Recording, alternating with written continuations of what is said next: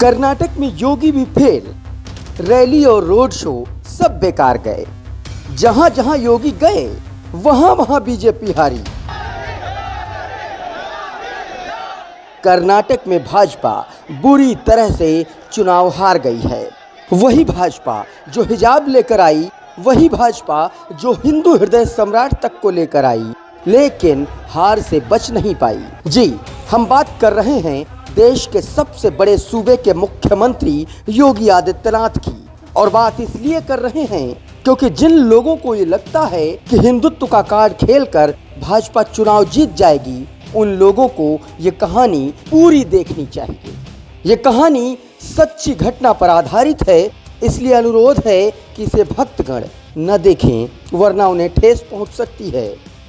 तो हुआ दरअसल ये है कि कर्नाटक में जहां जहां योगी आदित्यनाथ ने रैली और रोड शो किए, वहां वहां भाजपा साफ हो गई।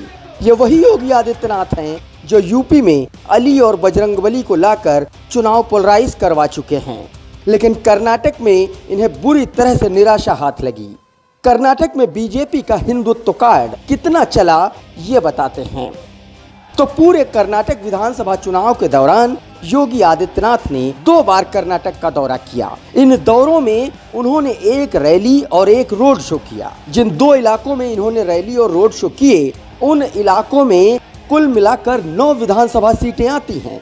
और इन 9 सीटों के जब परिणाम आए तो पता चला कि 7 विधानसभा सीटों पर बीजेपी का सूपड़ा साफ हो गया और भाजपा सिर्फ 2 सीटें ही जीत पाई।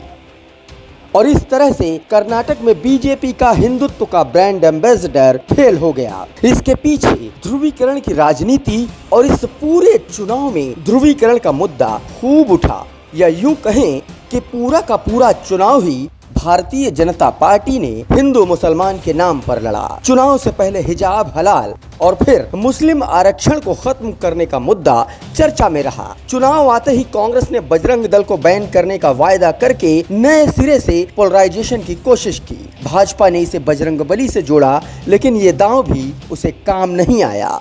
हिंदुत्व के मुद्दे के ऊपर जातिगत आरक्षण हावी पड़ गया। इसके अलावा भारतीय जनता पार्टी में आंतरिक कलह, परिवारवाद और भ्रष्टाचार के आरोपों का मुद्दा भी भाजपा को नुकसान पहुंचा गया, जिसके आगे योगी का चेहरा और बीजेपी की पोलराइजेशन की कोशिशें फीकी पड़ गईं और कांग्रेस ने बीजेपी को करारी शिकस्त देकर कर्नाटक जीत लिया। खुदरंग के लिए शेख मोहम्मद अब्दुल्ला की रिपोर्ट।